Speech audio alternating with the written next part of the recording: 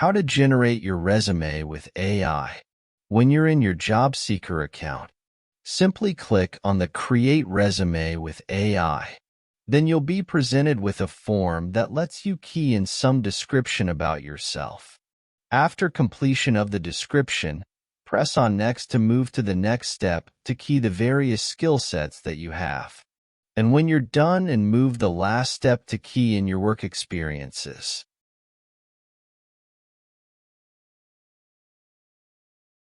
And finally, simply click on Generate Resume with AI. Then you'll get your resume generated in the Markdown editor, which you can further edit your resume. And click on Save Resume to save it. And you'll notice your resume ready in your resume dashboard. By clicking on it, you can view or further edit it.